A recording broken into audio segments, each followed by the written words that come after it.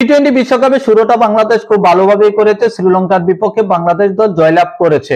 তবে বাংলাদেশ দলের চিন্তার বিষয় হলো টপ অর্ডারে যারা ব্যাটসম্যান রয়েছে তারা কিন্তু মোটেও রান করতে পারছে না, যেখানে সৌম্য সরকার, লিটন কুমার দাস, এছাড়া নাজমুল হোসেন শান্ত অধিনায়ক তারা কিন্তু মোটেও ফর্মে নেই। তবে তাদেরকে ফর্মে ফেরানোর বিভিন্ন চেষ্টা চলছে, কোনো কিছুতেই যেন কাজ হচ্ছে না, তাদের ফর্মে ফেরানো যাচ্ছেই না। যদিও সর্বশেষ ম্যাচে অর্থাৎ টি-20 বিশ্বকাপের প্রথম ম্যাচে শ্রীলঙ্কার বিপক্ষে লিটন কুমার দাস মোটামুটি ভালো একটি ইনিংস খেলেছেন, দীর্ঘতির একটি ইনিংস হলেও সেটি দলের জয়ে কিন্তু বড় ভূমিকা রেখেছে।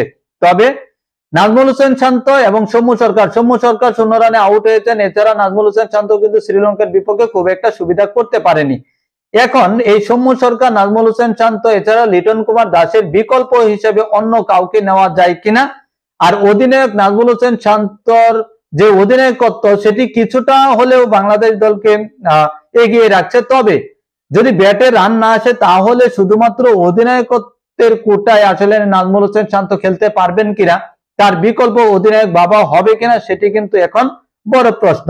তবে নাজমুল হোসেন শান্ত যদি আমরা বলি যে নাজমুল হোসেন শান্ত সর্বশেষ যে 10টি ইনিংস খেলেছেন সেখানে কিন্তু তার সর্বোচ্চ ইনিংস হলো 36 রানের, যেটি তিনি দুবার করেছেন। জিম্বাবুয়ে বাংলাদেশ যখন সফর করেছিল 5টি টি-20 ম্যাচ খেলেছিল, সেখানে কিন্তু জিম্বাবুয়ের বিপক্ষে 36 রানে একটি ইনিংস খেলেছিল নাজমুল হোসেন শান্ত।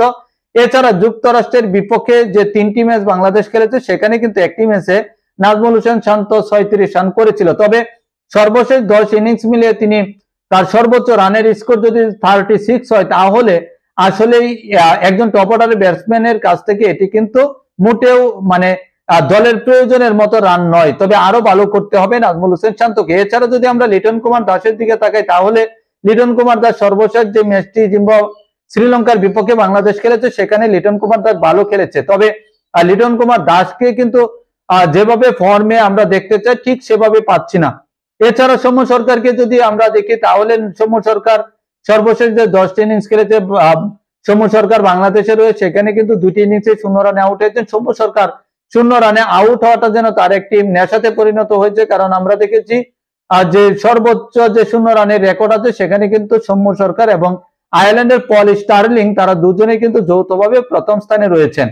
তো যদি সৌম্য সরকার, লিটন কুমার দাস সেই সাথে নাজমুল হোসেন শান্তরা খুব ভালোভাবে ফিরে আসতে না পারেন তাহলে বাংলাদেশ দলের জন্য কিন্তু ভয়াবহ পরিস্থিতির সৃষ্টি হবে। এখন দেখার বিষয় এই 3 জন ফিরে আসতে পারেন কিনা, নাকি আসলে তারা বাংলাদেশ দল থেকে চিরতরে ছিটকে যাবেন।